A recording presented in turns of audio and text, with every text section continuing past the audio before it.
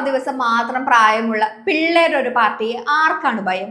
NEET, PMO documents, Aadhaar card, ആദായ നികുതി വകുപ്പ് ഡാറ്റകളും എല്ലാം ചോരുന്ന കുട്ടികൾ പരീക്ഷാ ചോർച്ചയിൽ ആത്മഹത്യ ചെയ്യുകയും ചെയ്യുന്ന, തൊഴിലില്ലായ്മയിൽ വലയുന്ന, ഇൻഫ്ലേഷനിൽ തകരുന്ന നാട്ടിൽ ഇന്നലെ മുളച്ചുപൊന്തിയ അരാഷ്ട്രീയയുടെ പാർട്ടി എന്ന് വിളിക്കുന്ന ഒരു പാർട്ടിയെ എന്തിനാണ് സമ്പത്തും അധികാരവും പാരമ്പര്യവും ഉള്ളൊരു സിസ്റ്റം ഭയപ്പെടുന്നത്? എന്തുകൊണ്ടാണ് CJP എന്ന പാർട്ടിയെ ഓർത്ത് BJP ഇത്രയും അസ്വസ്ഥത പ്രകടിപ്പിക്കുന്നത്? ഇതൊരു തുറന്ന പ്രതിഷേധം പോലുമല്ല, വെർച്വൽ വേൾഡിൽ നടക്കുന്ന ഒരു പ്രതിഷേധം. ആളും ആൾക്കൂട്ടവും ആരെന്ന് പോലും അറിയില്ല.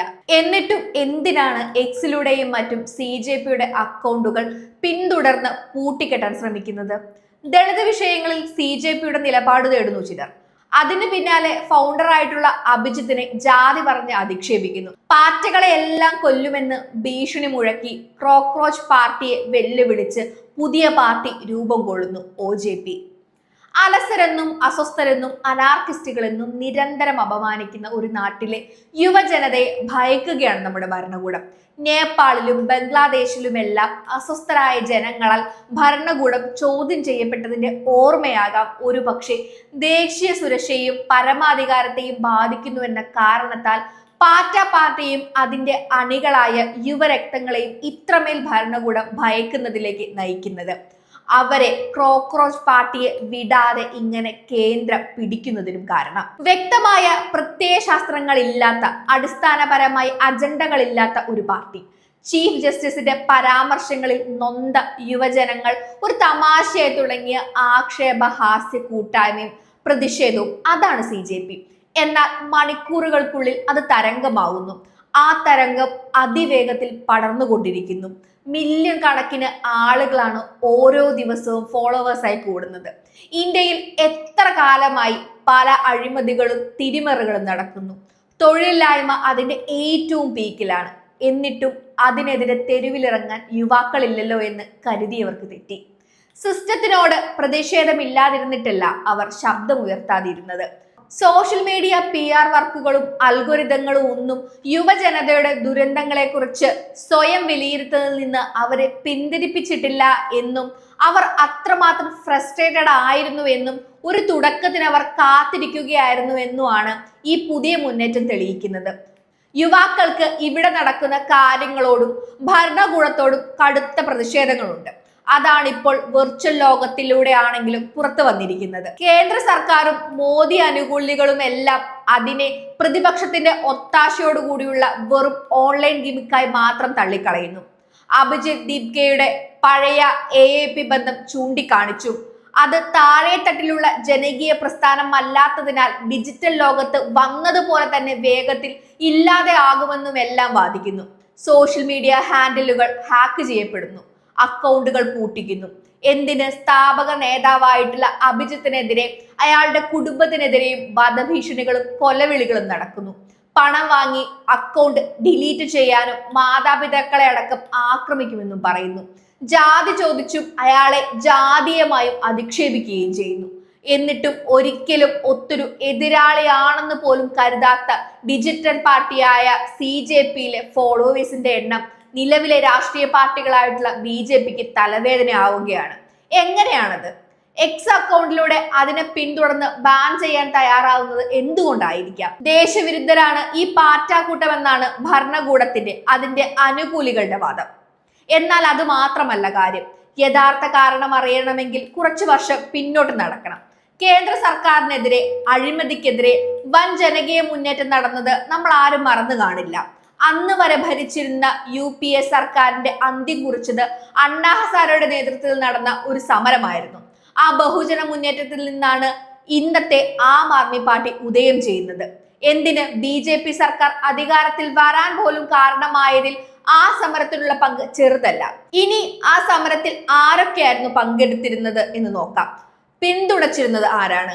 അത് പരിശോധിച്ചാൽ ഇന്നത്തെ BJPയുടെ ഭയം നമുക്ക് മനസ്സിലാക്കാൻ സാധിക്കും. അന്ന് അണ്ണാ ഹസാരെയുടെ നേതൃത്വത്തിൽ നടന്ന പ്രതിഷേധവും പ്രക്ഷോഭവും അതിലേറെയും അണിനിരന്നത് ഭരണകൂടത്തോട് എതിർപ്പുള്ള അർബൺ യുവത്വവും മധ്യവർഗവുമായിരുന്നു. അവരെല്ലാം അന്ന് BJPയോട് ഏതെങ്കിലും തരത്തിൽ ആഭിമുഖ്യം പ്രകടിപ്പിച്ചവരുമാണ്. പിന്നീട് BJPയുടെ വോട്ട് ബാങ്കായി മാറിയതും ആ കൂട്ടരാണ്.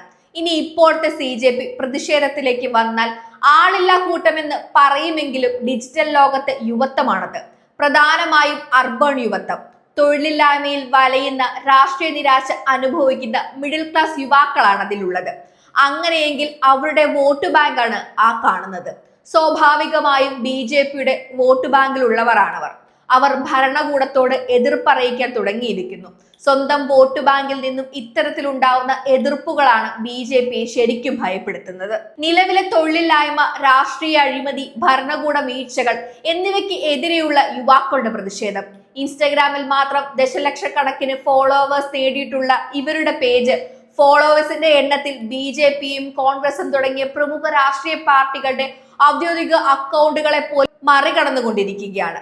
തങ്ങൾക്ക് നിലവിൽ യാതൊരുവിധ യഥാർത്ഥ രാഷ്ട്രീയ സംഘടനകളുമായി ബന്ധമില്ലെന്ന് വ്യക്തമാക്കുമ്പോഴും സമീപകാലത്തെ ശ്രീലങ്ക, ബംഗ്ലാദേശ്, നേപ്പാൾ തുടങ്ങിയ ദക്ഷിണേഷ്യൻ രാജ്യങ്ങളിൽ യുവാക്കളുടെ നേതൃത്വത്തിൽ നടന്ന സർക്കാർ വിരുദ്ധ പ്രക്ഷോഭങ്ങളുടെ തുടർച്ചയായിട്ടാണ് നിരീക്ഷകർ പലരും ഈ ഒരു കാര്യത്തിനെ നോക്കിക്കാണുന്നത്. വളരെ പെട്ടെന്ന് ശ്രദ്ധ ആകർഷിച്ചെങ്കിലും ഈ മുന്നേറ്റത്തിന് തുടക്കത്തിൽ തന്നെ കനത്ത തിരിച്ചടികളും നേരിടേണ്ടി വരികയാണ്.